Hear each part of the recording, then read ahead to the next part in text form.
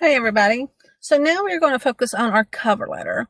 So this is video 3 of our job search techniques course with Google. And videos 1 was focusing on finding jobs and tracking them on a spreadsheet and in Google Sheets rather. So and video 2 was focusing on building your resume from a template. So now we are going to focus on designing a cover letter. So a cover letter can take on various formats. You want it to be tailored for the company you're applying to. And that could have a wide variety. It could be more formal. Some things in higher ed need to be more formal. You need to address people by their respective titles, or Mr. or Mrs., deans, doctors, professors, so on and so forth. And there are some that are going to be like more or less formal. It could be a startup, where it's a smaller company and everybody calls everybody by their first name, and that's fine. So you need to do a little research on your part. If it's going to be something in the like construction industry, I would stick with something like Mr. or Miss, just to have some sort of professional setting to it, and then it could change later on as you learn more about the company. But anyway, so here's one sample. It can be of it being short and to the point. So this is what I would recommend for a company that is either is smaller or there's more of a blue collar workforce, if I had to describe it. So it's more informal because it's saying Dear David, and then it gives you a brief of what you're looking for. I moved too fast. And why they're writing this to you. So there's a link down here with the Harvard Business Review. And it talks about different cover letters that they've received, and what's good and what's bad. And that is, again, going to vary depending upon the organization. So here's another kind of version of it. This is ideal for business, law, accountancy, retail, something that has a little bit more professional, white collar. You can see that they address them by Mr. Black, and enclose the CV, the nature of the degree, and so on and so forth. So it's a little bit more lengthy, and that can be good or bad. Sometimes the cover letter is simply for the simplest way to do it. A cover letter is to let them know who you are, what your position is, what the position is that you're applying for. You have a brief paragraph of why you think you're a good candidate for the position. I like to add bullet points to kind of make it easier to read. And then you do a closing, says thank you, and I look forward to hearing from you, and to be done with it. You don't want it to be too long and too lengthy. Something like this I would probably consider too lengthy. I would usually like to restrict it to one paragraph with some bullets. But it's going to depend. It's going to be completely very dependent upon the organization that you're applying to. So, but my general rule is one paragraph, some bullets, and a closing line. And here's a link down here from The Guardian. Talks about good and bad cover letters. And let's see. So here's sample 3. Oops. Let's see. Sample 3, standard cover letter to be edited based on the organization. So you always want that to be, customized for the organization that you're applying to. So the way that we can go ahead and start creating our own cover letter is go ahead and access Google Docs, new Google Docs, and we're just going up Google Docs. We're not going to use a template. I'm not a fan of the templates in there. There's some things in there I prefer not to have in a cover letter, so we're just going to open up a blank Google Doc.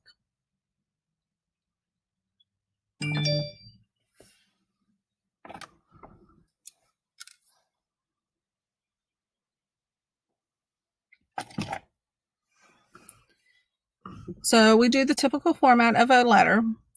and go down 1, 2, 3, 4 spots. I would put today's date in, April 5th, 2020. Now I'm going to go back to my job tracking sheet, because I'm going to go ahead and write this letter as if I'm applying for the CIO position. So remember, in that CIO position, this is from video 1, I have the URL going right to the employer, which is the University of Rio Grande.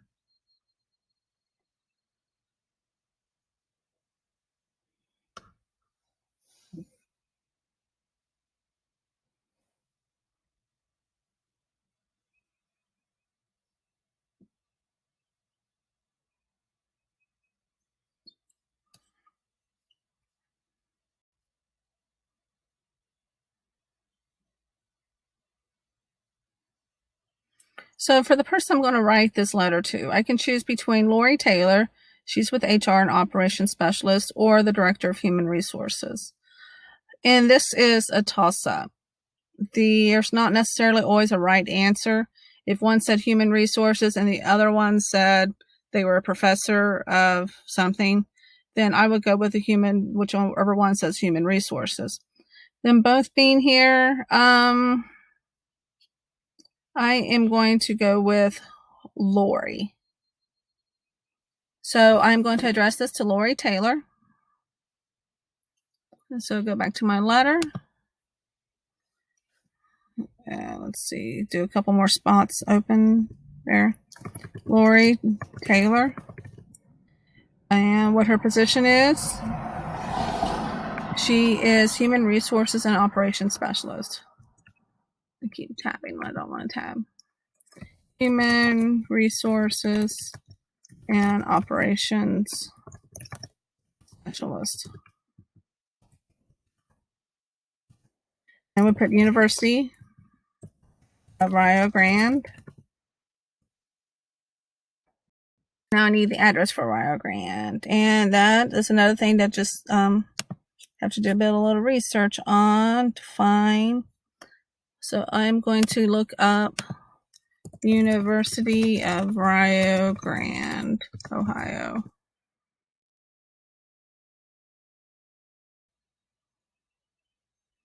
And it should come up on the right-hand side, a little snippet. Gives me that information really quick based off your internet speed. And there it is. It's 218 North College Avenue. So 218 North College Avenue, Grand, Ohio. What was the zip code? 45674. 45674. I see a little typo here. The V capitalized. Okay, so that's who I'm going to address. So I go down another line and I go do Dear Miss Taylor. I don't know if she's Miss or Mrs. And Ms., if you remember back from elementary school, is the general salutation for if you don't know if a woman's married or not. So that's generally my role. So and then I would start my letter. I read with interest that the University of Rio Grande is looking to fill the role of Chief Information Officer. Let's see. I read with interest that the University of Rio Grande is looking. I believe that my experiences and education would make me an excellent candidate for this position. Okay. So I would then start another paragraph. You'll note on my, let's see, I don't want to rephrase it like that. So you'll just do it this way. On my enclosed resume, you'll find that my background includes the following. So here I would put bullets because it just tends to be easier to read and captures the eye better. Masters in Information Systems Management. Bachelor's in Information Technology. Let's see, I think I have 8 years. 8 years of experience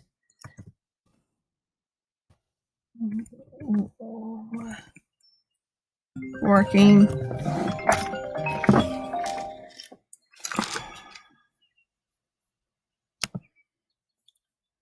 okay. So 8 years of experience working in higher ed.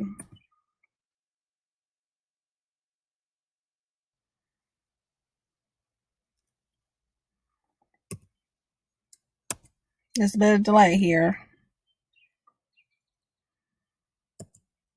In higher ed. Okay.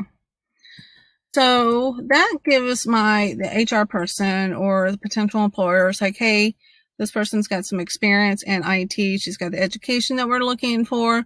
She's, has some experience working in higher ed. So let's check out her resume. Let's see what exactly she has. And I like to, 3 is like a magic number for me. 3 is like, 3 options, 3 points of attention that you want to call for. And so I think we're going to leave it at that. And then we're going to do a closing line.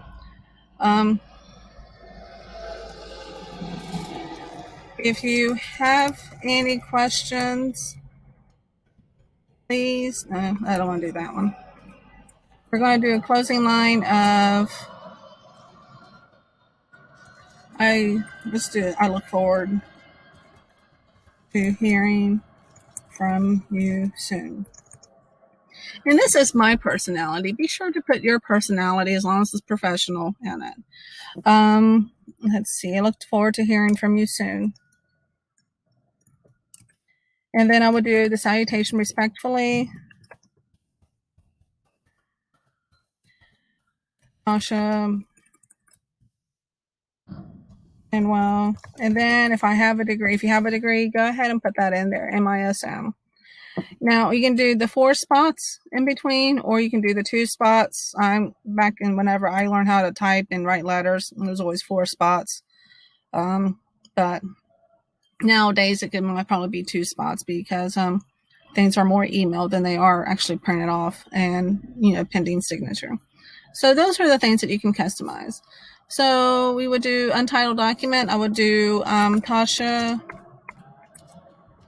Penwell cover letter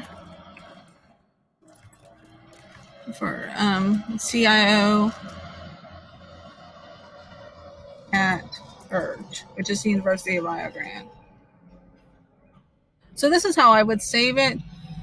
When I actually get to the point of I'm going to apply and online, I may just revise this so the way it looks for them when they open it is not quite so long. I would just probably do Tasha Penwell cover letter. But the CIO at URGE is an indicator for me as to what kind of cover letter it was, so I can update it as needed. So you can start reusing cover letters. If everything you're applying for is for a CIO position at various institutions, you can use the same cover letter and just make sure you customize it for like this first couple lines in here, like the name of the school and whatnot. Okay. Okay, so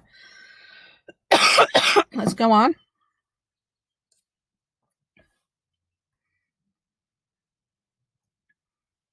Let's see.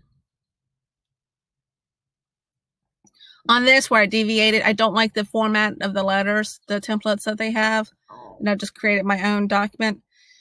It's really up to you. But my personal recommendation is as you saw me do. So you can go through that if you want to use the template until you get the hang of it, and that's fine, or you can do as I did. So some additional tips for the job search techniques. Make yourself an obvious, I knew I had a typo in there somewhere. Make yourself an obvious fit for the role in the company. Highlight something about you that's going to make you a good fit for the company. It can be about your past experiences. It could be about your side projects. It could be about anything that you do that makes you you. Take the search offline. When you see a position that's opening up at especially if it's local, go to it in person and talk to customer service.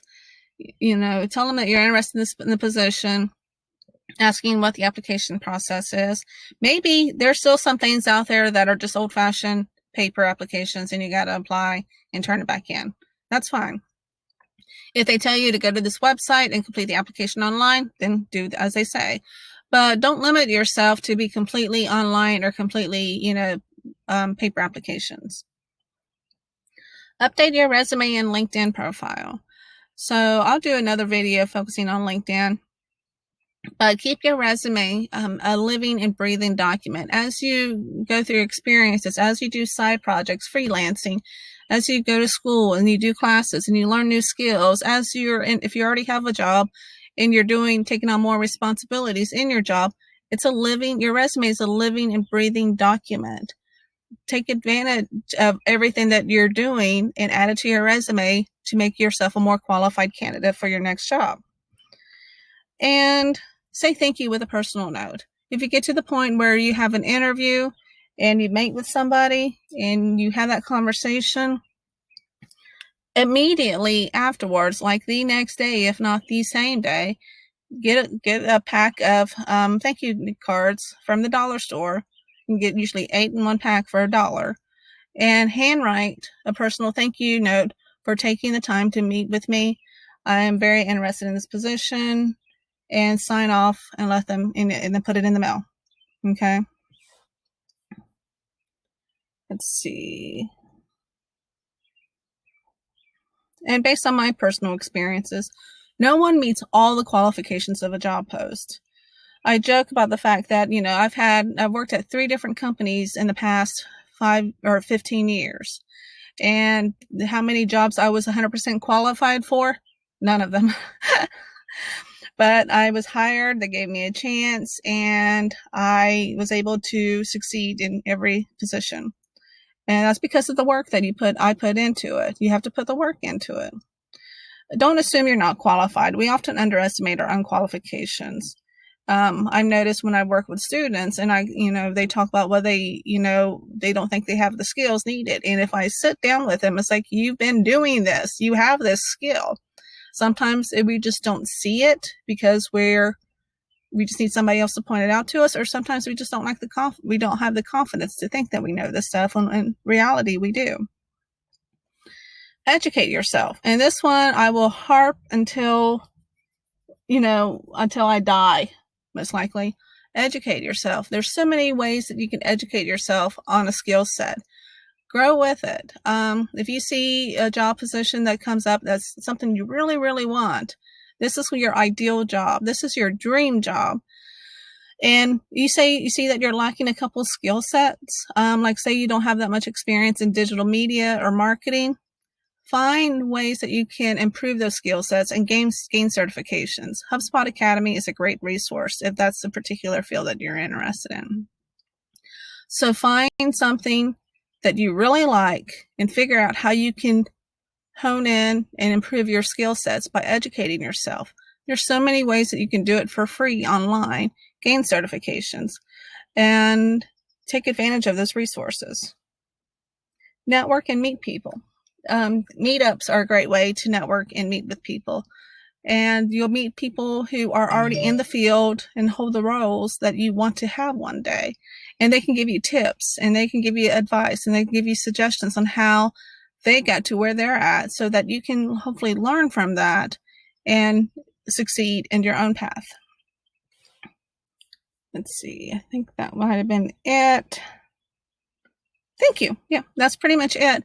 So these are my job search techniques, thanks to Google, for creating this template of Power Your Job Search with Google tools and all the tools that Google provides. If you have any questions, feel free to reach out and let me know. Thank you. Bye-bye.